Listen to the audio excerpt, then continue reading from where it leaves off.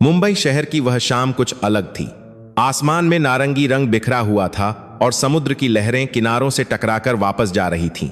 यह शहर कभी सोता नहीं है और यहाँ के लोगों के सपने कभी खत्म नहीं होते। इसी शहर के सबसे महंगे इलाके जुहू के एक आलीशान बंगले में आज जश्न का माहौल था।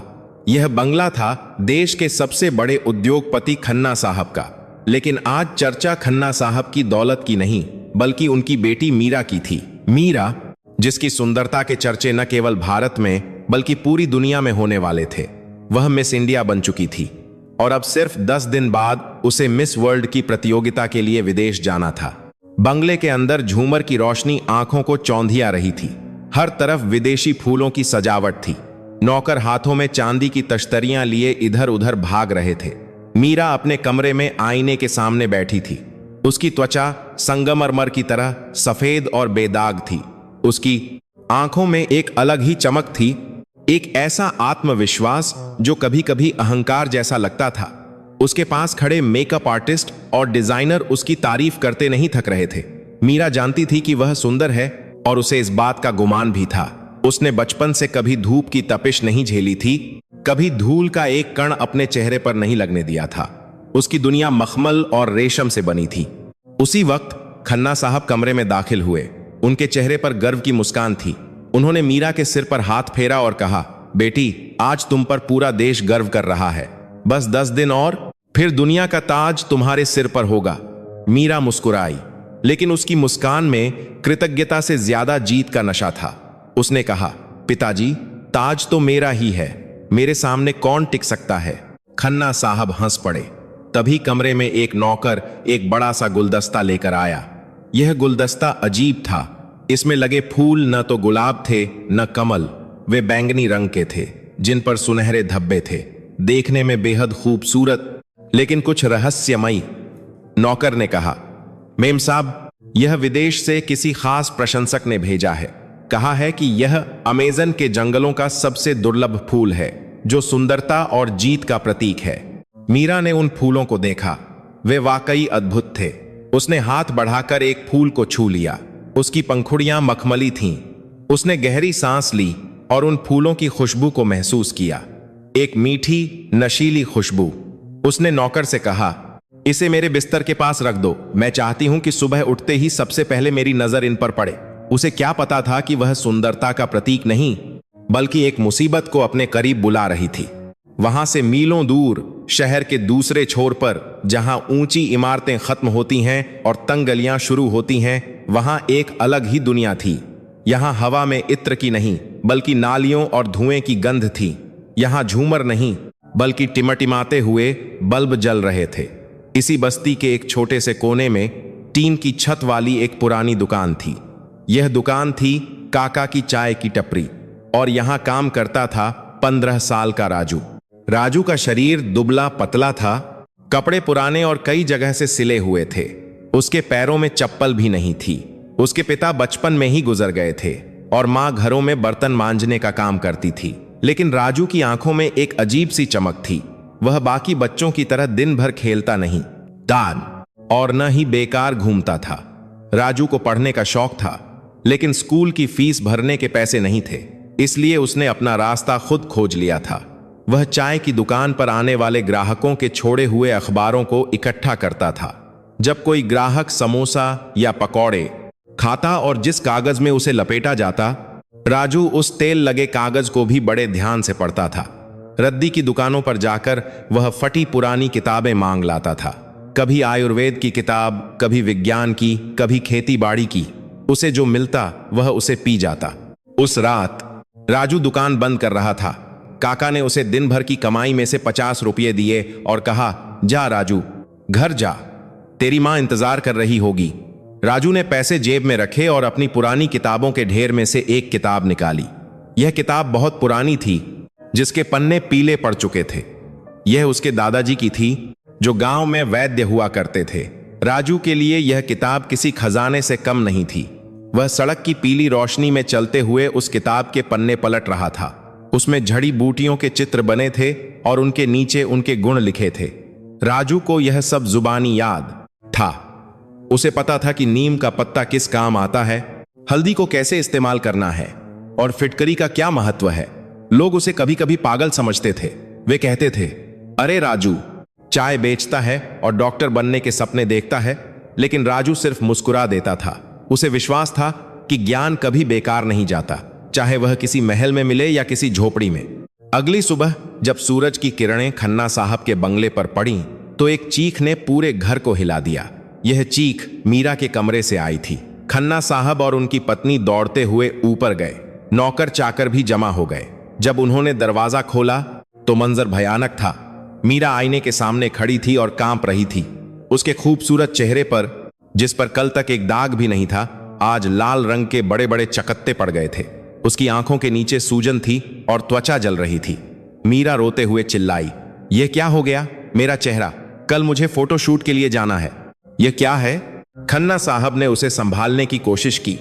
घबराओ मत बेटी, शायद कोई एलर्जी है। मैं अभी शहर के सबसे बड़े स्किन स्पेशलिस्ट डॉक्टर मेहता को बुलाता हूं। डॉक्टर मेहता को तुरंत फोन किया गया।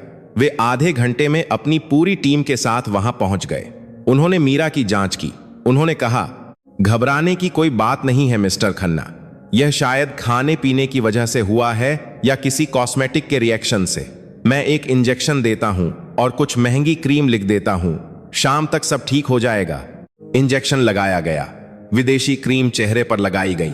सबको लगा कि मुसीबत टल गई। लेकिन शाम होते होते जो हुआ उसने सबके होश उड़ा दिए। मीरा का चेहरा ठीक होने के बजाय और भयानक हो गया। वे लाल चकत्ते अब काले पड़ने लगे थे। त्वचा में इतनी जलन थी कि मीरा को लग रहा था जैसे किसी ने उसके चेहरे पर आग रख दी हो। उसे बुखार चढ़ने लगा। सुंदर और नाजुक मीरा दर्द से कराह रही थी। डॉक्टर मेहता दोबारा आए। इस बार उनके माथे पर पसीना था। उन्होंने खून की जांच करवाई, एलर्जी टेस्ट करवाए, लेकिन रिपोर्ट में सब कुछ सामान्य आया। न कोई इन्फेक्शन था, न कोई वायरस। तो फिर यह हो क्या रहा था? अगले 2 दिन खन्ना परिवार के लिए नरक बन गए। शहर के बड़े से बड़े डर्मेटोलॉजिस्ट, एलर्जी स्पेशलिस्ट, यहां तक कि विदेश से भी डॉक्टरों से वीडियो कॉन्फ्रेंसिंग पर बात की गई। हर तरह की दवाई, हर तरह का स्टेरॉयड आजमाया गया। लेकिन मीरा की हालत बिगड़ती जा रही थी। अब सूजन उसके गले तक आ गई थी। उसका सांस लेना भारी हो रहा था। जो चेहरा उसकी पहचान था, अब वह उसे आईने में देखने से भी डर रही थी। वह कमरे में अंधेरा करके बैठी रहती। मीडिया को भनक लग गई थी कि कुछ गड़बड़ है। घर के बाहर पत्रकारों की भीड़ जमा होने लगी। अखबारों में हेडलाइन छपने लगी, क्या मिस इंडिया प्रतियोगिता से बाहर होंगी? उसी दिन शाम को राजू अपनी चाय की दुकान पर बैठा था। पास ही एक ग्राहक अखबार पढ़ रहा था। उसने जोर से पढ़ा। सुंदरी पर लगा ग्रहण। मशहूर मॉडल मीरा खन्ना एक रहस्यमयी बीमारी का शिकार। डॉक्टरों ने हाथ खड़े किए। चेहरा खराब होने के डर से मीरा ने खुद को कमरे में बंद किया। राजू के कान खड़े हो गए। उसने ग्राहक के जाने के बाद वह अखबार उठाया। उसमें मीरा की पुरानी फोटो और अभी की धुंधली तस्वीर छपी थी। राजू ने ध्यान से खबर पढ़ी। उसमें लिखा था कि बीमारी अचानक शुरू हुई और कोई दवाई असर नहीं कर रही। राजू की नजर खबर के नीचे छपी एक छोटी सी जानकारी पर गई, जहां लिखा था कि यह सब तब शुरू हुआ जब उनके घर विदेशी मेहमानों और उपहारों का तांता लगा था।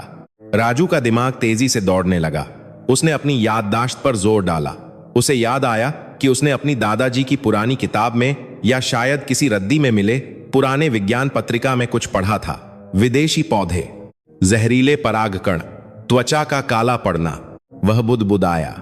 उसका दिल कह रहा था कि यह कोई साधारण बीमारी नहीं है, यह किसी जहर का असर है, एक ऐसा जहर जो हवा में फैलता है।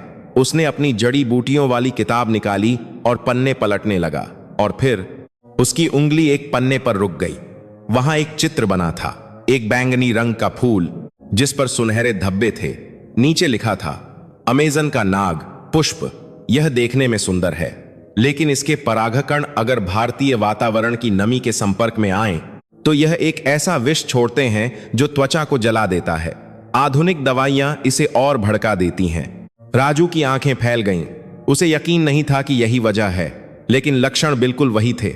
जलन, लाल से काला पड़ना और दवाइयों से हालत बिगड़ना। उसके पास इसका इलाज भी लिखा था, बहुत ही साधारण, बहुत ही सस्ता, लेकिन बनाने में बहुत ही जटिल। राजू ने सोचा, मुझे उन्हें बताना चाहिए। लेकिन अगले ही पल उसे अपनी औकात याद आ गई। वह एक चाय वाला लड़का है और वे शहर के सबसे अमीर लोग। बड़े बड़े डॉक्टर वहां फेल हो गए हैं तो उसकी बात कौन सुनेगा? लोग उसे धक्के मारकर निकाल देंगे। उसने किताब बंद की और काम में लग गया, लेकिन उसका मन नहीं माना। उसे बार बार मीरा का वह दर्द भरा चेहरा याद आ रहा था। उसके दादाजी हमेशा कहते थे, बेटा, ज्ञान अगर किसी की जान न बचा सके तो वह ज्ञान नहीं, बोझ है। राजू ने फैसला किया, चाहे उसे मार पड़े, चाहे उसे पागल कहा जाए, वह कोशिश जरूर करेगा। उसने अपनी टूटी फूटी साइकिल उठाई, अपनी जेब में पड़ी कुछ जमा पूंजी देखी। उसे कुछ सामान खरीदना था, कच्ची हल्दी, नीम की छाल और सबसे जरूरी चीज शुद्ध फिटकरी और गाय का घी। ये सब उसे पंसारी की दुकान पर मिल गया। रात भर राजू अपनी छोटी सी झोपड़ी में जागता रहा। उसने मिट्टी के चूल्हे पर एक छोटी सी हांडी चढ़ाई। उसने किताब में लिखे तरीके से जड़ी बूटियों को पकाना शुरू किया। यह आसान नहीं था। आंच को धीमा रखना था, एक आंच को धीमा रखना था। मंत्र की तरह सावधानी से सामग्री डालनी थी। पूरी रात वह धुएं और पसीने में लथपथ रहा। सुबह होते होते हांडी में एक गाढ़ा हरे पीले रंग का लेप तैयार हो गया था। उसमें से एक कड़वी लेकिन सौंधी खुशबू आ रही थी। राजू ने उसे एक पुराने लेकिन साफ कांच के जार में भर लिया। अब सबसे मुश्किल काम बाकी था, उस बंगले तक पहुंचना और अपनी बात कहना। राजू ने साफ कपड़े पहने, जो वास्तव में उसके स्कूल की पुरानी यूनिफॉर्म थी।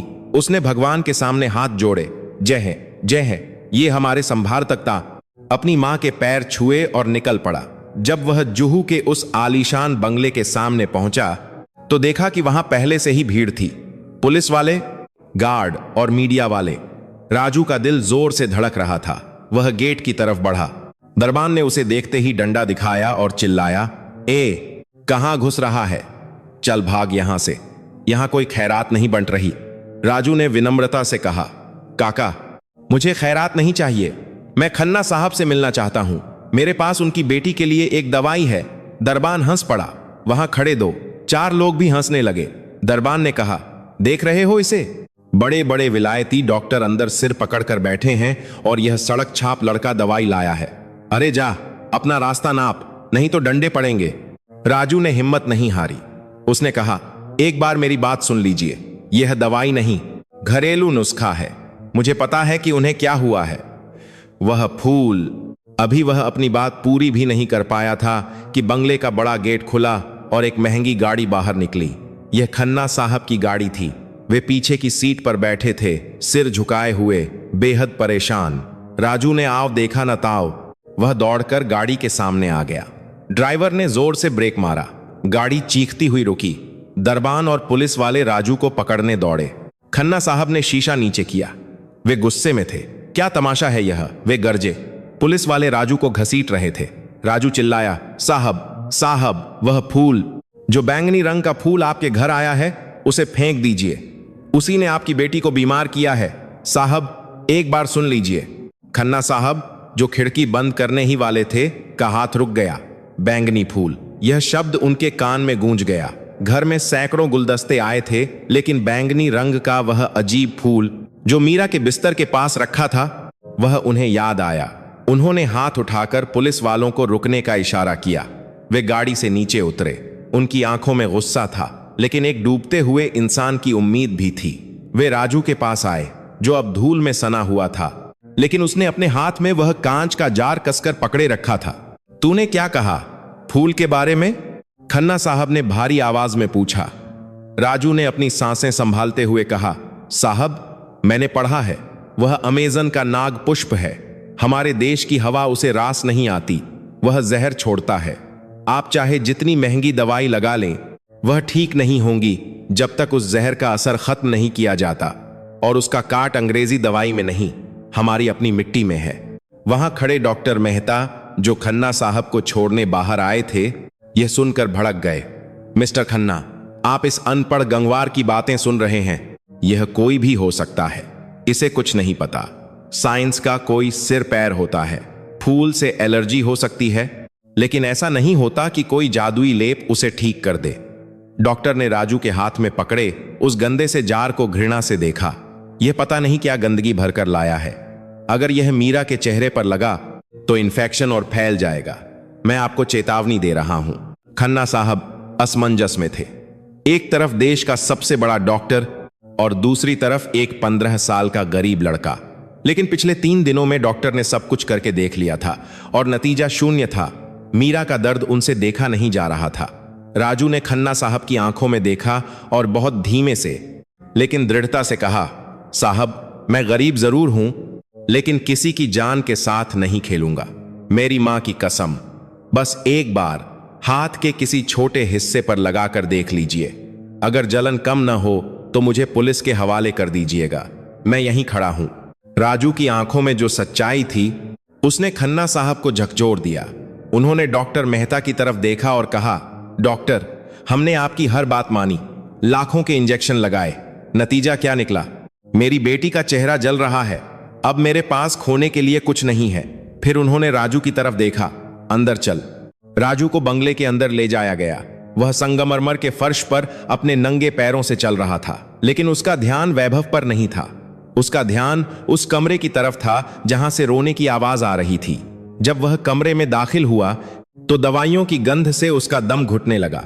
उसने देखा कि मीरा बिस्तर पर लेटी है। उसका चेहरा पट्टियों से ढका नहीं था, क्योंकि कपड़ा छूते ही उसे दर्द होता था। चेहरा सूजकर भयानक हो गया था। वह बैंगनी फूल अभी भी वहीं साइड टेबल पर रखा था, अपनी पूरी खूबसूरती और जहर के साथ। राजू ने सबसे पहले उस फूल की तरफ इशारा किया। सबसे पहले इसे हटाना होगा और खिड़कियां खोलनी होंगी। ताजी हवा चाहिए। डॉक्टर मेहता ने तंज कसा। हां, अब यह लड़का हमें सिखाएगा। लेकिन खन्ना साहब ने नौकर को इशारा किया। फूल को तुरंत बाहर फेंकवाया गया। खिड़कियां खोल दी गईं। ताजी हवा का एक झोंका कमरे में आया। राजू मीरा के बिस्तर के पास गया। मीरा ने अपनी सूजी हुई आंखों से इस अजीब से लड़के को देखा। राजू ने अपना जार खोला। कमरे में नीम और हल्दी की कड़वी महक फैल गई। डॉक्टर ने नाक सिकोड़ी। राजू ने खन्ना साहब से कहा, साहब थोड़ा सा लेप इनके हाथ पर लगाता हूं। खन्ना साहब ने सिर हिलाया। राजू ने अपनी उंगली से थोड़ा सा हरा लेप लिया और मीरा की कलाई पर जहां लाल चकत्ते थे वहां बहुत हल्के हाथ से लगाया। मीरा सिहर उठी। सबको लगा उसे दर्द हुआ। खन्ना साहब आगे बढ़े, लेकिन तभी मीरा के मुंह से एक धीमी सी आवाज निकली। उफ! यह दर्द की आवाज नहीं थी, यह राहत की सांस थी। उसने अपनी आंखें बंद कर लीं।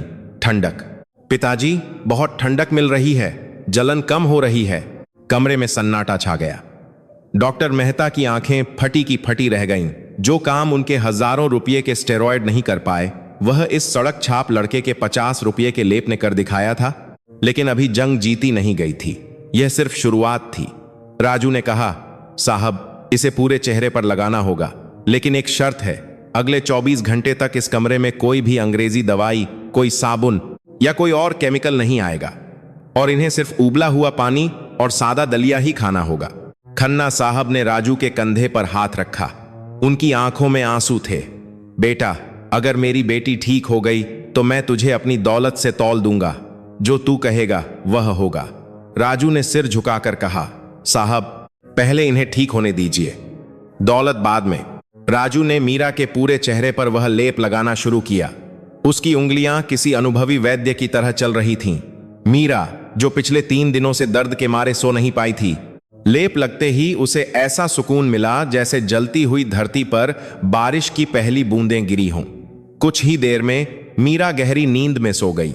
राजू वहीं जमीन पर एक कोने में बैठ गया। उसे निगरानी रखनी थी। रात गहरी हो गई थी। जुहू के उस विशाल बंगले में सन्नाटा पसरा था, लेकिन यह सन्नाटा डरावना नहीं बल्कि सुकून देने वाला था। पिछले 3 दिनों में पहली बार मीरा के कमरे से कराहने की आवाज नहीं आ रही थी। वह गहरी नींद में थी। उसके चेहरे पर लगा वह हरा लेप अब सूखने लगा था और पपड़ी जैसा दिख रहा था। कमरे के एक कोने में मखमली सोफे पर खन्ना साहब बैठे थे। उनकी नजरें कभी अपनी बेटी पर जाती तो कभी जमीन पर बैठे उस लड़के पर। राजू अपनी जगह से 1 इंच भी नहीं हटा था। उसकी आंखें लाल थीं, नींद से बोझिल, लेकिन वह जाग रहा था। बीच बीच में वह उठता और बहुत सावधानी से मीरा के चेहरे पर लगे लेप को देखता, यह सुनिश्चित करने के लिए कि कहीं वह ज्यादा सूख कर त्वचा को खींच तो नहीं रहा। खन्ना साहब ने धीमी आवाज में पूछा, बेटा सो जा थोड़ी देर, मैं जाग रहा हूं। राजू ने विनम्रता से सिर हिलाया। नहीं साहब, यह लेप अपना काम कर रहा है। जब यह जहर खींचता है तो शरीर का तापमान बदलता है। मुझे हर घंटे इनके माथे पर गीली पट्टी रखनी होगी ताकि गर्मी दिमाग पर न चढ़े। अगर मैं सो गया और चूक हो गई तो सब बिगड़ जाएगा। खन्ना साहब हैरान थे। करोड़ों रुपये फीस लेने वाले डॉक्टर घड़ी देखकर आते थे और चले जाते थे, लेकिन यह अनजान लड़का जिसे उन्होंने धक्के मारकर निकालने का हुक्म दिया था, वह अपनी नींद कुर्बान कर रहा था। खन्ना साहब ने पूछा, तुझे यह सब किसने सिखाया राजू? तू तो स्कूल जाता है ना? राजू ने गीला कपड़ा निचोड़ते हुए कहा, साहब स्कूल तो जाता हूं, लेकिन असली पढ़ाई दादाजी ने कराई थी। वे गांव के वैद्य थे। जब कोई गरीब बीमार पड़ता और उसके पास शहर जाने के पैसे नहीं होते तो वे दादाजी के पास आते। दादाजी कहते थे कि प्रकृति ने हर जहर का कांट अपनी ही गोद में छुपा रखा है, बस हमें उसे पहचानने वाली आंख चाहिए। उसने थोड़ा रुककर कहा, जब मेरे पिता बीमार हुए थे तब हमारे पास पैसे नहीं थे। हम उन्हें बचा नहीं पाए क्योंकि बीमारी बड़ी थी और अस्पताल वाले बिना पैसे के इलाज नहीं करते। तब मैंने कसम खाई थी कि जितना हो सके सीखूंगा ताकि फिर कोई पैसे की कमी से न मरे। खन्ना साहब की आंखों में नमी आ गई। उन्हें अपनी दौलत पर शर्म आने लगी। उन्होंने राजू के लिए खाने की थाली मंगवाई। ले कुछ खा ले, उन्होंने कहा। राजू ने मना कर दिया, नहीं साहब, रोगी के पास बैठकर खाना नहीं खाते। यह नियम है। जब दीदी ठीक हो जाएंगी तब खाऊंगा। सुबह की पहली किरण खिड़की से अंदर आई। मीरा के चेहरे पर लगा लेप अब पूरी तरह सूख कर सख्त हो चुका था। वह मिट्टी के मुखौटे जैसा लग रहा था। देखने में यह बिल्कुल भी सुंदर नहीं था। तभी बाहर गाड़ियों के रुकने की आवाज आई। डॉक्टर मेहता अपनी पूरी टीम के साथ वापस आ गए थे। उनके साथ 2 और विदेशी विशेषज्ञ थे जिन्हें उन्होंने रात में ही बुलाया था। डॉक्टर मेहता धड़धड़ाते हुए कमरे में दाखिल हुए। जैसे ही उनकी नजर मीरा के चेहरे पर पड़ी, वे चीख पड़े, हे भगवान, यह क्या कर दिया? मिस्टर खन्ना, आपने मेरी गैर मौजूदगी में इस लड़की के चेहरे पर यह क्या पोत दिया है? यह गोबर जैसा क्या है? राजू तुरंत खड़ा हो गया और बिस्तर के सामने दीवार बनकर खड़ा हो गया। उसने उंगली होठों पर रखकर कहा, धीरे बोलिए डॉक्टर साहब, मरीज अभी भी नींद में है। कच्ची नींद में झटका लगेगा तो नसों पर जोर पड़ेगा। डॉक्टर मेहता का चेहरा गुस्से से लाल हो गया। तू मुझे सिखाएगा, अनपढ़ कहीं का? उन्होंने खन्ना साहब की तरफ देखा। मिस्टर खन्ना, आपको अंदाजा भी है कि आपने क्या किया है? यह सेप्टिक हो सकता है। अगर इस गंदगी में बैक्टीरिया हुए तो मीरा का चेहरा गल जाएगा। हमें अभी इसी वक्त इसे हटाना होगा और एंटीबायोटिक शुरू करने होंगे। डॉक्टर मेहता आगे बढ़े। उनके हाथ में एक केमिकल वाला सोल्यूशन और रुई थी। वे लेप को पोंछने जा रहे थे। राजू ने उनका हाथ पकड़ लिया। कमरे में सन्नाटा खिंच गया।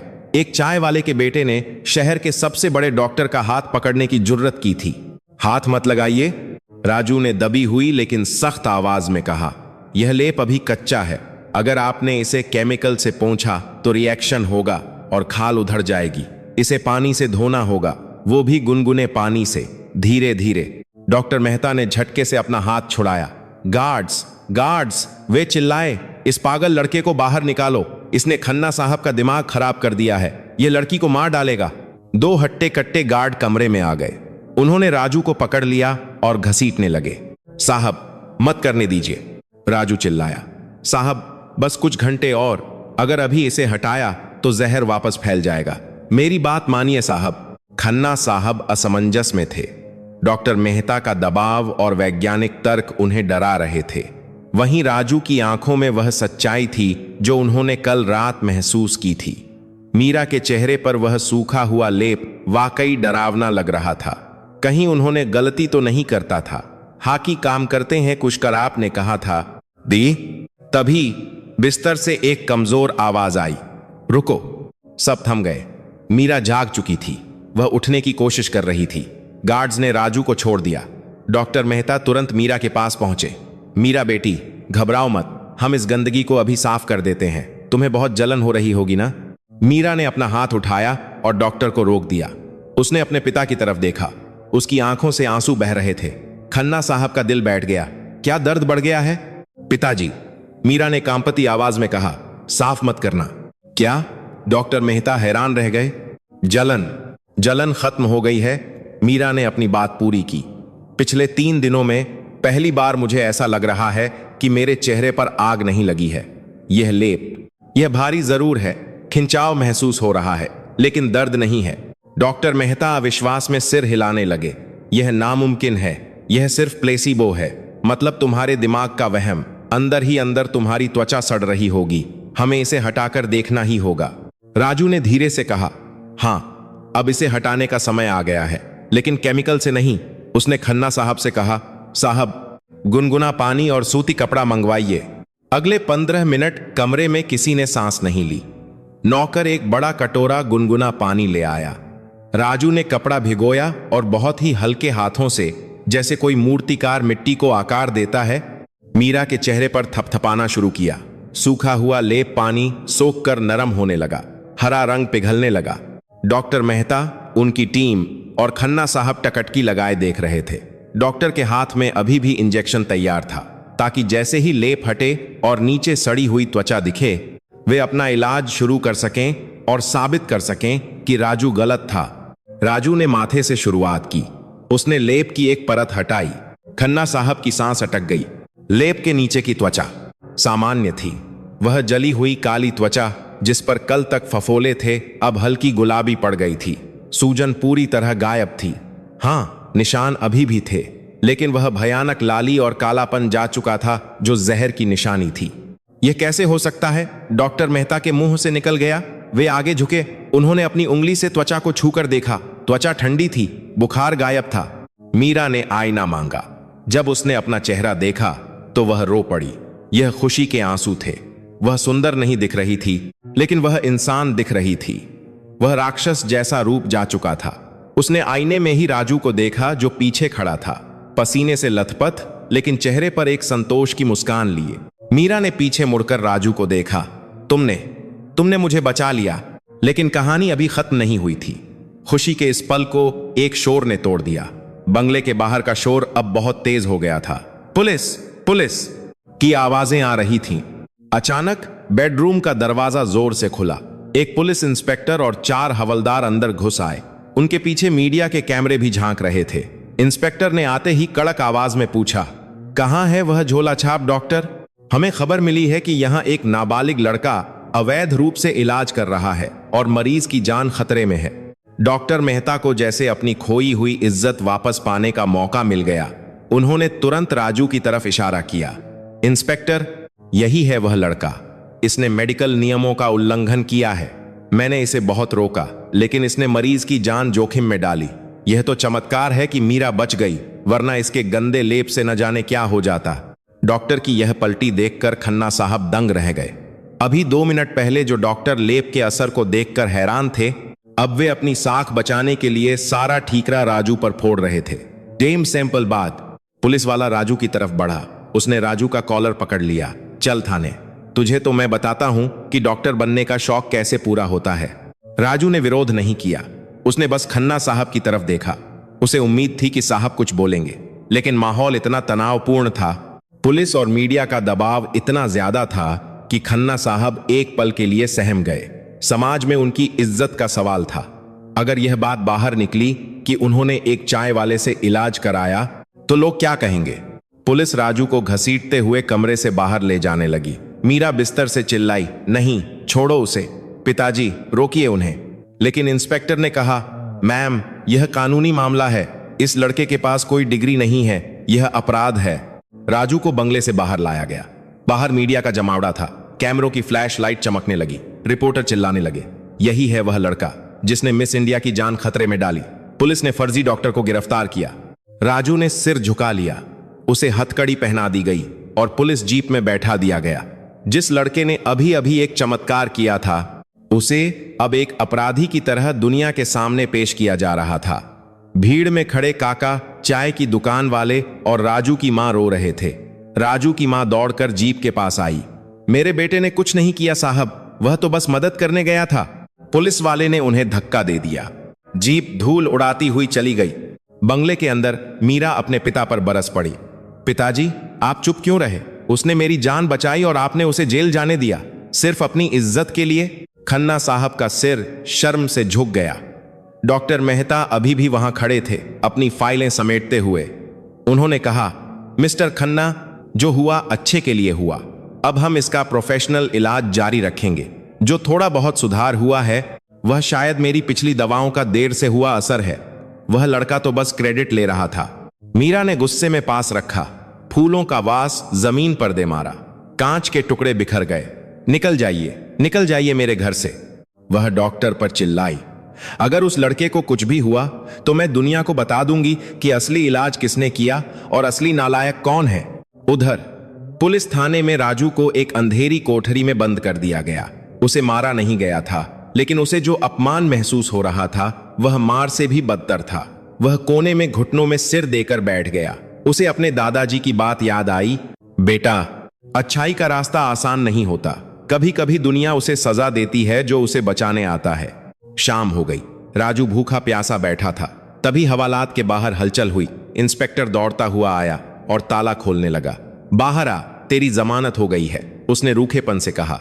राजू बाहर आया तो देखा सामने खन्ना साहब नहीं, बल्कि शहर के एक मशहूर वकील और साथ में मीरा खड़ी थी। मीरा ने अपना चेहरा दुपट्टे से ढक रखा था, लेकिन उसकी आंखों में जो चमक थी वह साफ दिख रही थी। वह खुद पुलिस थाने आई थी, अपनी परवाह किए बिना। मीरा ने आगे बढ़कर इंस्पेक्टर से कहा, यह लड़का अपराधी नहीं, मेरा हीरो है, और अगर किसी ने इसे हाथ भी लगाया तो उसे मुझसे निपटना होगा। लेकिन मुसीबत अभी टली नहीं थी। अखबारों में खबर छप चुकी थी। मेडिकल एसोसिएशन ने राजू के खिलाफ केस दर्ज करने की धमकी दी थी कि बिना लाइसेंस के इलाज करना गैरकानूनी है। अब लड़ाई सिर्फ एक बीमारी की नहीं, बल्कि कानून और व्यवस्था की थी। क्या एक गरीब का ज्ञान डिग्री वालों के अहंकार से जीत पाएगा? अगले दिन सुबह खन्ना साहब के घर एक नोटिस आया। स्वास्थ्य विभाग ने राजू पर भारी जुर्माना और बाल सुधार गृह भेजने का आदेश जारी करने की तैयारी कर ली थी। और सबसे बुरी बात, मीरा के चेहरे पर फिर से हल्का लालपन आने लगा था। लेप का असर 24 घंटे का था और दूसरा लेप लगाने वाला अब सलाखों के पीछे जाने की कगार पर था। डॉक्टर मेहता ने इलाज फिर अपने हाथ में ले लिया था, लेकिन मीरा की त्वचा फिर से जलने लगी थी। राजू अपनी झोपड़ी में था, डरा हुआ। तभी उसकी झोपड़ी के बाहर एक काली गाड़ी आकर रुकी। इस बार उसमें पुलिस नहीं थी। उसमें से एक बूढ़ा आदमी उतरा, जिसे देखकर पूरे मोहल्ले की सांसें थम गईं। वह शहर के सबसे पुराने और सम्मानित आयुर्वेदिक आचार्य थे, जिन्होंने बरसों पहले संन्यास ले लिया था। वे राजू के पास आए और बोले, सुना है तूने नाग पुष्प का विष उतारा है। मुझे वह किताब दिखा जिससे तूने यह सीखा। राजू ने कांपते हाथों से दादाजी की वह पुरानी किताब निकाली। आचार्य ने पन्ने पलटे और उनकी आंखों में चमक आ गई। बेटा, तूने वह खोज लिया है जो हम बरसों पहले खो चुके थे। अब डरना मत। अब यह लड़ाई तेरी नहीं, हमारी है। उस बूढ़े आचार्य का नाम था पंडित दीनानाथ। वे आयुर्वेद की दुनिया के वो नाम थे जिनके आगे बड़े बड़े मंत्री और अफसर भी सर झुकाते थे। लेकिन उन्होंने शहर की चकाचौंध छोड़कर संन्यास ले लिया था। आज वर्षों बाद वे किसी के दरवाजे पर आए थे। पुलिस इंस्पेक्टर, जो अभी राजू को धमका रहा था, आचार्य को देखते ही पीछे हट गया। उसने अपनी टोपी उतार ली। आचार्य ने राजू की झोपड़ी में कदम रखा। वहां की गरीबी देखकर उनकी आंखों में करुणा आ गई, जत्ती साती करुणा आ गई। लेकिन जब उन्होंने राजू की बनाई हुई दवा की हांडी देखी और उस पुरानी किताब को पढ़ा तो उनका चेहरा बदल गया। आचार्य ने राजू के सिर पर हाथ रखा। उनकी आवाज गंभीर लेकिन शांत थी। बेटा, लोग कहते हैं कि आयुर्वेद धीमा है, लेकिन वे भूल जाते हैं कि जड़ से बीमारी उखाड़ने में समय लगता है। तूने जो किया वह साहस का काम था। तूने विष हरण लेप बनाया है। यह विद्या लुप्त हो चुकी थी। तभी राजू की मां रोते हुए आचार्य के पैरों में गिर पड़ी। बाबा, मेरे बेटे को बचा लीजिए, पुलिस वाले इसे ले जाएंगे। आचार्य ने उन्हें उठाया और कहा, तेरे बेटे को कोई नहीं ले जाएगा। अब यह मेरे संरक्षण में है। और रही बात उस लड़की की, तो उसे ठीक करने के लिए राजू को ही जाना होगा, क्योंकि आधा इलाज हो चुका है। उसे बीच में छोड़ना मौत को दावत देना है। उधर खन्ना हाउस में कोहराम मच गया था। मीरा की हालत अब पहले से भी बदतर हो गई थी। डॉक्टर मेहता के स्टेरॉयड इंजेक्शन ने जहर के साथ प्रतिक्रिया कर दी थी। मीरा का चेहरा अब केवल लाल नहीं था, बल्कि जगह जगह से खाल फट रही थी और खून रिस रहा था। वह दर्द से बेहोश हो रही थी। खन्ना साहब ने डॉक्टर मेहता का कॉलर पकड़ लिया। तुमने कहा था तुम संभाल लोगे, मेरी बेटी मर रही है। डॉक्टर मेहता पसीने से तरबतर थे। मिस्टर खन्ना, यह एक दुर्लभ इन्फेक्शन है। हमें उसे तुरंत अमेरिका ले जाना होगा। यहां कुछ नहीं हो सकता। अमेरिका? खन्ना साहब चिल्लाए। वह इस हालत में हवाई जहाज में बैठने लायक भी नहीं है। तभी एक नौकर दौड़ता हुआ आया। साहब, बाहर देखिए, आचार्य दीनानाथ आए हैं और उनके साथ वह लड़का राजू भी है। खन्ना साहब नंगे पैर दौड़ते हुए बाहर गए। गेट पर मीडिया का हुजूम था, लेकिन आचार्य के तेज के सामने सब चुप थे। खन्ना साहब आचार्य के चरणों में गिर पड़े। मेरी बेटी को बचा लीजिए बाबा, मुझसे गलती हो गई, मैं अहंकार में अंधा हो गया था। आचार्य ने कठोरता से कहा, उठिए खन्ना जी, गलती आपने नहीं, आपके विश्वास ने की है। आप मशीनों पर भरोसा करते हैं, इंसान पर नहीं। हम अंदर आएंगे, लेकिन एक शर्त पर। जो आप कहें। खन्ना साहब हाथ जोड़कर खड़े थे।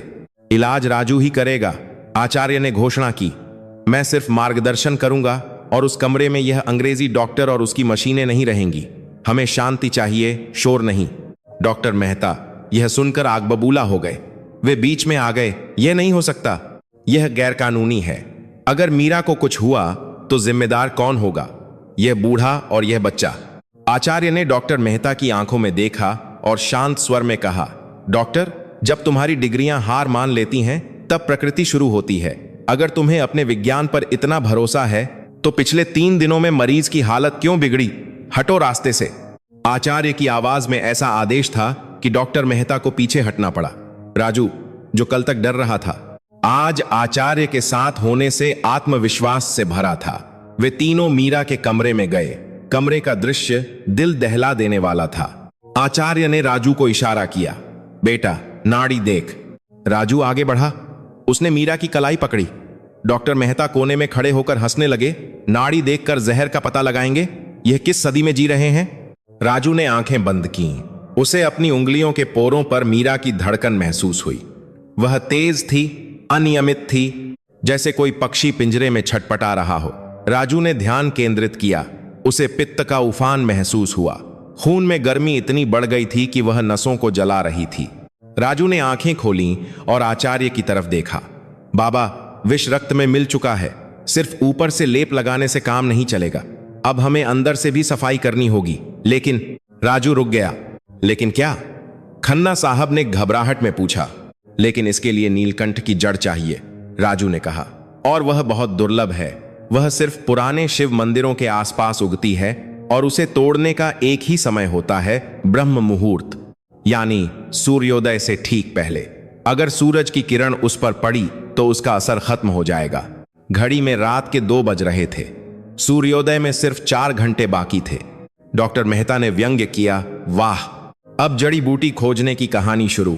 जब तक तुम जड़ लाओगे, मरीज कोमा में जा चुका होगा। राजू ने डॉक्टर की बात अनसुनी कर दी। उसने खन्ना साहब से पूछा, साहब, शहर के पुराने इलाके में एक खंडहर मंदिर है। मैंने बचपन में वहां वह पौधा देखा था। मुझे वहां जाना होगा अभी। खन्ना साहब ने अपनी सबसे तेज गाड़ी और ड्राइवर राजू को दे दी। जाओ बेटा, जो चाहिए ले आओ, बस मेरी मीरा को बचा लो। राजू गाड़ी में बैठा और आंधी की तरह निकल गया। इधर कमरे में आचार्य ने मोर्चा संभाला। उन्होंने खन्ना साहब से कहा, जब तक राजू आता है हमें मीरा को होश में रखना होगा। उसे सोने मत देना। अगर वह सो गई तो जहर उसके दिल तक पहुंच जाएगा। अगले 3 घंटे तनाव से भरे थे। आचार्य लगातार मंत्रोच्चार कर रहे थे और मीरा के माथे पर ठंडे पानी की पट्टियां रख रहे थे। डॉक्टर मेहता घड़ी देख रहे थे, शायद इस उम्मीद में कि यह सब फेल हो जाए और वे अपनी बात साबित कर सकें। शहर के दूसरे छोर पर राजू घने अंधेरे में उस पुराने मंदिर के खंडहरों में भटक रहा था। झाड़ियां, कांटे और पत्थर, उसके पैर छिल गए थे। उसके पास सिर्फ मोबाइल की टॉर्च थी। उसे याद था कि पौधा यहीं कहीं था, लेकिन अंधेरे में सब कुछ एक जैसा लग रहा था। हे भगवान, मदद कर, राजू बुदबुदाया। समय बीतता जा रहा था। आसमान में हल्का सा उजाला आने वाला था। अगर सूरज निकल गया तो सब खत्म। तभी उसकी टॉर्च की रोशनी एक चट्टान के कोने पर पड़ी। वहां छोटे छोटे नीले फूलों वाला एक पौधा था जो हवा में झूम रहा था। नीलकंठ। राजू की खुशी का ठिकाना नहीं रहा। वह दौड़कर वहां पहुंचा।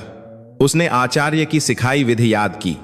उसने पहले पौधे से क्षमा मांगी, फिर अपनी जेब से एक तांबे का सिक्का निकालकर मिट्टी में दबाया। यह पृथ्वी को धन्यवाद देने का पुराना तरीका था। और फिर बहुत सावधानी से जड़ को उखाड़ा। उसने जड़ को तुरंत एक गीले कपड़े में लपेटा ताकि हवा और प्रकाश से बचा सके। जब वह गाड़ी की तरफ भागा तो पूर्व दिशा में लालिमा छाने लगी थी। वह समय पर था। लेकिन बस बाल बाल बचा था। वापसी का रास्ता और भी मुश्किल था। सुबह की ट्रैफिक शुरू हो रही थी। राजू ने ड्राइवर से कहा, भैया आज गाड़ी हवा में उड़नी चाहिए। बंगले में मीरा की सांसें उखड़ रही थीं। मॉनिटर पर लगी मशीनें जिन्हें डॉक्टर मेहता ने जिद करके रखा था, अब तेज आवाज में बीप बीप कर रही थीं। डॉक्टर मेहता चिल्लाए, उसका बीपी गिर रहा है, हार्ट फेल हो सकता है। आचार्य जी अब बस बहुत हुआ, मैं एड्रेनालाइन का इंजेक्शन दे रहा हूं। आचार्य ने डॉक्टर का हाथ पकड़ लिया। नहीं, प्रतीक्षा करो। किसकी? यमराज की। डॉक्टर मेहता आपा खो बैठे। वह लड़का भाग गया होगा, उसे पता है इलाज संभव नहीं है। तभी टायरों के चरमराहट की आवाज आई। राजू दौड़ता हुआ कमरे में आया। उसके हाथ में वह मैला कपड़ा था जिसमें जड़ लिपटी थी। वह हाँफ रहा था, पसीने और मिट्टी में सना हुआ। मिल गई? राजू चिल्लाया। आचार्य की आंखों में चमक आ गई। जल्दी इसे पत्थर पर घिसो और साथ में शहद मिलाओ। डॉक्टर मेहता और खन्ना साहब देख रहे थे। राजू ने एक पत्थर के सिलबट्टे पर उस जड़ को घिसना शुरू किया। खस खस की आवाज पूरे कमरे में गूंज रही थी। एक गाढ़ा नीला रस निकलने लगा। राजू ने उसमें शुद्ध शहद मिलाया। डॉक्टर मेहता ने मुंह फेर लिया। जंगली इलाज, यह सब साइंस के खिलाफ है। राजू कटोरी लेकर मीरा के पास गया। मीरा का जबड़ा भिंच चुका था, वह दांत नहीं खोल रही थी। राजू ने खन्ना साहब से कहा, साहब इनका मुंह खोलना होगा। खन्ना साहब और आचार्य ने मुश्किल से मीरा का मुंह खोला। राजू ने वह नीला रस बूंद बूंद करके मीरा के मुंह में टपकाया। सबकी नजरें मीरा के गले पर थीं। 1 घूंट, 2 घूंट, 5 मिनट बीते, कुछ नहीं हुआ। मशीनें अभी भी खतरे का संकेत दे रही थीं। डॉक्टर मेहता ने व्यंग्य से कहा, हो गया तमाशा, अब मुझे मेरा काम करने। अचानक मीरा का शरीर ऐंठा। उसे जोर की खांसी आई और फिर उसने एक काली उल्टी की। पूरा कमरा स्तब्ध रह गया। वह उल्टी सामान्य नहीं थी, वह काले टार जैसी थी। ये क्या है? खन्ना साहब घबरा गए। आचार्य ने गहरी सांस ली और मुस्कुराए। विष निकल रहा है, शरीर ने जहर को खारिज कर दिया है। मीरा ने आंखें खोलीं। इस बार उसकी आंखों में वह धुंधलापन नहीं था, उसकी आंखें साफ थीं। उसने अपने पिता को देखा और कमजोर आवाज में बोली, पानी। राजू ने तुरंत पानी का गिलास आगे बढ़ाया। मीरा ने पानी पिया। उसने अपना हाथ अपने चेहरे पर फेरा। सूजन कम होने लगी थी। सबसे बड़ी बात, वह भयानक कालापन गायब हो रहा था। डॉक्टर मेहता मशीनों की रीडिंग देख रहे थे। ब्लड प्रेशर सामान्य हो रहा था, पल्स रेट स्थिर हो रहा था। यह किसी चमत्कार से कम नहीं था। डॉक्टर मेहता के हाथ से फाइल छूटकर गिर गई। उनके पास कहने के लिए कोई शब्द नहीं थे। विज्ञान के सारे तर्क इस अदक तर्क में अधक करते हैं। प्राचीन ज्ञान के आगे फीके पड़ गए थे। खन्ना साहब ने राजू को गले लगा लिया। वे फूट फूट कर रोने लगे। एक अरबपति एक चाय वाले के बेटे के गले लगकर रो रहा था, तूने उसे बचा लिया, तूने उसे बचा लिया। मीडिया को भनक लग गई थी कि अंदर कुछ हुआ है। जब खन्ना साहब बाहर आए तो उन्होंने वो ऐलान किया जिसने पूरे देश को चौंका दिया। उन्होंने कैमरों के सामने कहा, मेरी बेटी को किसी विदेशी डॉक्टर ने नहीं, भारत के एक बेटे ने बचाया है। और आज मैं अपनी गलती मानता हूं कि मैंने हुनर को कपड़ों से तौला। अगले कुछ दिनों में मीरा तेजी से ठीक हुई। उसकी त्वचा न केवल ठीक हुई बल्कि उस जड़ी बूटी के असर से उसमें एक ऐसी प्राकृतिक चमक आ गई जो किसी भी मेकअप से ज्यादा सुंदर थी। उसके चेहरे के दाग धब्बे ऐसे गायब हुए जैसे कभी थे ही नहीं। लेकिन अभी कहानी का सबसे बड़ा मोड़ आना बाकी था। मिस वर्ल्ड प्रतियोगिता में सिर्फ 2 दिन बचे थे। मीरा ठीक तो हो गई थी, लेकिन क्या वह इतनी बड़ी प्रतियोगिता के लिए तैयार थी? और राजू, क्या राजू की कहानी यहीं खत्म हो गई या नियति ने उसके लिए कुछ और बड़ा सोच रखा था? अगली सुबह जब सूरज निकला तो वह मीरा के जीवन का सबसे खूबसूरत सवेरा था।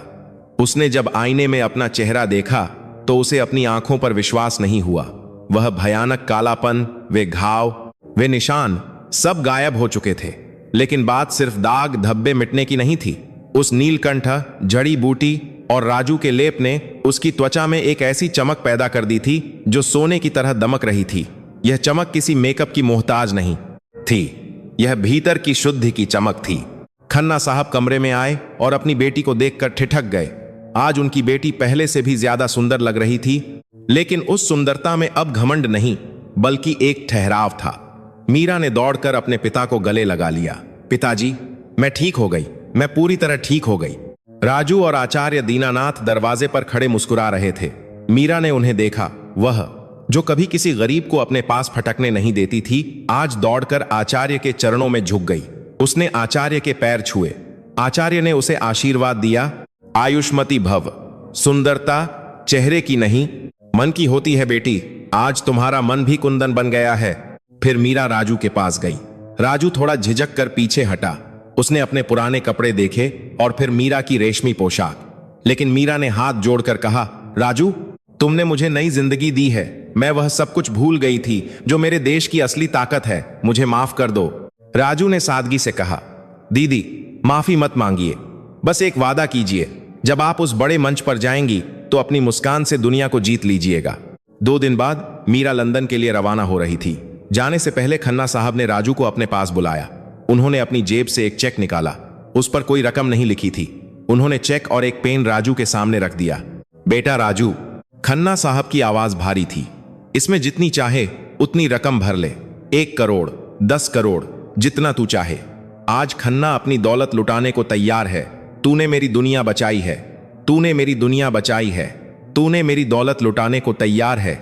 वहां खड़े डॉक्टर मेहता, जो अब मजबूरी में माफी मांग चुके थे, और घर के नौकर सब देख रहे थे। एक चाय वाले के बेटे के सामने खाली चेक पड़ा था। वह एक पल में अमीर बन सकता था। उसकी पीढ़ियां सुधर सकती थीं। राजू ने वह चेक उठाया। सबने अपनी सांसें रोक लीं। राजू ने चेक को देखा और फिर उसे धीरे से मोड़कर खन्ना साहब की जेब में वापस रख दिया। सब हैरान रह गए। यह क्या कर रहा है? खन्ना साहब ने पूछा। क्या यह कम है? राजू ने मुस्कुराते हुए कहा, साहब, अगर मैं यह पैसे ले लूं तो मेरा ज्ञान व्यापार बन जाएगा। और दादाजी कहते थे कि विद्या और सेवा बिकाऊ नहीं होती। मुझे पैसे नहीं चाहिए। तो तुझे क्या चाहिए? मांग, जो मांगना है। खन्ना साहब ने जिद की। राजू ने आचार्य की तरफ देखा, फिर खन्ना साहब से कहा, साहब, मुझे पढ़ना है। मैं चाहता हूं कि आयुर्वेद की यह जो पुरानी विद्या खो रही है, इसे मैं वापस लाऊं। मेरे पास फीस के पैसे नहीं हैं, न ही किताबें हैं। अगर आप मदद करना चाहते हैं तो मेरे लिए नहीं, इस विद्या के लिए कीजिए। खन्ना साहब की आंखों से आंसू छलक पड़े। उन्होंने राजू को गले लगा लिया। आज तूने मुझे फिर से छोटा साबित कर दिया राजू। जा, आज से तू मेरा तीसरा बच्चा है। तेरी पढ़ाई, तेरा शोध, सब मेरी जिम्मेदारी है। मीरा लंदन चली गई। मिस वर्ल्ड प्रतियोगिता का दिन आया। पूरी दुनिया की नजरें टीवी पर टिकी थीं। भारत में राजू की बस्ती में एक बड़ा प्रोजेक्टर लगाया गया था। खन्ना साहब भी अपनी हवेली छोड़कर राजू और आचार्य के साथ उसी बस्ती में दरी पर बैठकर टीवी देख रहे थे। एक के बाद एक सुंदरियां आईं और गईं। फिर मीरा का नंबर आया। जब वह मंच पर आई तो पूरा हॉल तालियों से गूंज उठा। उसकी त्वचा की वह अनोखी सुनहरी चमक विदेशी जजों के लिए एक रहस्य थी। वे मंत्रमुग्ध थे। मीरा फाइनल राउंड में पहुंच गई। अब समय था अंतिम प्रश्न का। जज ने मीरा से पूछा, मिस मीरा, आपने अपनी प्रोफाइल में लिखा है कि प्रतियोगिता से ठीक पहले आप एक जानलेवा बीमारी से गुजरी थीं। आधुनिक विज्ञान ने भी हार मान ली थी। फिर आप यहां कैसे खड़ी हैं? आपकी सुंदरता और आत्मविश्वास का राज क्या है? पूरा हॉल शांत हो गया। यह वह पल था जब मीरा को कोई रटा रटाया जवाब देना था। लेकिन मीरा ने माइक थामते हुए अपनी आंखें बंद कीं। उसे जुहू का वह बंगला, वह दर्द, और फिर राजू का वह शांत चेहरा याद आया। उसने हिंदी में बोलना शुरू किया, जिसका अनुवाद वहां स्क्रीन्स पर आ रहा था। मेरी सुंदरता का राज कोई विदेशी क्रीम नहीं है। मेरी जान किसी बड़े अस्पताल ने नहीं बचाई। मुझे मेरे देश की मिट्टी ने बचाया है। उसने आगे कहा, जब दुनिया की सबसे महंगी दवाइयां नाकाम हो गईं, तब मेरे देश के एक गरीब चाय वाले ने, जिसके पैरों में चप्पल भी नहीं थी, अपनी प्राचीन विद्या से मुझे मौत के मुंह से निकाला। उसने मुझे सिखाया कि असली खूबसूरती त्वचा में नहीं, त्याग में होती है। आज मैं यहां खड़ी हूं तो उस राजू की बदौलत। यह ताज मेरा नहीं, उस प्राचीन आयुर्वेद और उस निस्वार्थ सेवा का है जो भारत की आत्मा है। हॉल में सन्नाटा छा गया और फिर तालियों की गड़गड़ाहट से स्टेडियम गूंज उठा। लोग खड़े होकर तालियां बजा रहे थे। मीरा की आंखों में आंसू थे। भारत में बस्ती में बैठे राजू को लोगों ने कंधों पर उठा लिया। खन्ना साहब भी ताली बजा रहे थे। डॉक्टर मेहता, जो अपने घर पर टीवी देख रहे थे, उन्होंने शर्म से सिर झुका लिया और टीवी बंद कर दिया। अहंकार हार चुका था। मीरा वह प्रतियोगिता जीत गई, लेकिन उससे बड़ी जीत राजू की हुई थी। 5 साल बाद मुंबई के उसी इलाके में जहां कभी राजू की चाय की टपरी हुआ करती थी, आज एक भव्य इमारत खड़ी थी। उस इमारत के गेट पर बड़े अक्षरों में लिखा था, पंडित दीनानाथ एवं वैद्य राजू आयुर्वेद संस्थान। खन्ना साहब ने अपना वादा निभाया था। उन्होंने वहां एक बड़ा कॉलेज और रिसर्च सेंटर बनवा दिया था और उस संस्थान के उद्घाटन के लिए खुद मिस वर्ल्ड मीरा आई थीं। फीता काटने के बाद मीरा सीधे उस कमरे में गई जहां मुख्य वैद्य बैठते थे। कुर्सी पर राजू बैठा था। अब वह फटा पुराना शर्ट नहीं, बल्कि एक साफ सफेद कुर्ता पहने था। चेहरे पर वही तेज, वही शांति। वह अब राजू चाय वाला नहीं, वैद्य राजवर्धन बन चुका था। उसके सामने मरीजों की लंबी कतार थी। अमीर, गरीब, नेता, अभिनेता, सब अपनी बारी का इंतजार कर रहे थे, क्योंकि यहां इलाज पैसे से नहीं, नाड़ी देखकर होता था। मीरा ने अंदर आकर कहा, वैद्य जी, क्या पुराने मरीजों के लिए समय है? राजू ने सिर उठाया और मुस्कुराया। उसने अपनी कुर्सी छोड़ी और मीरा के सामने हाथ जोड़ दिए। दीदी, आप मरीज नहीं, इस संस्थान की नींव है। आचार्य दीनानाथ, जो अब बहुत बूढ़े हो चुके थे, कोने में बैठे यह सब देख रहे थे। उन्होंने मन ही मन सोचा, सत्य परेशान हो सकता है, लेकिन पराजित नहीं। राजू ने साबित कर दिया था कि हुनर अगर सच्चा हो तो वह कचरे के ढेर में भी चमकता है और दुनिया उसे ढूंढ ही लेती है। कहानी का सार, हीरे की परख जौहरी को होती है, लेकिन कभी कभी कीचड़ में खिला कमल सबसे पवित्र होता है। अपनी जड़ों को कभी मत भूलो। अगर आपको राजू और मीरा की यह कहानी दिल को छू गई हो तो वीडियो को लाइक जरूर करें, अपने दोस्तों और परिवार के साथ शेयर करें, ताकि हमारी संस्कृति का यह संदेश सब तक पहुंचे। और ऐसी ही प्रेरणादायक कहानियों के लिए चैनल को सब्सक्राइब करना न भूलें। कमेंट में जय हिंद या सत्यमेव जयते जरूर लिखें। कमेंट में जय हिंद या सत्यमेव जयते जय हिंद दिया करता है। मिलते हैं अगली कहानी में, तब तक के लिए नमस्ते।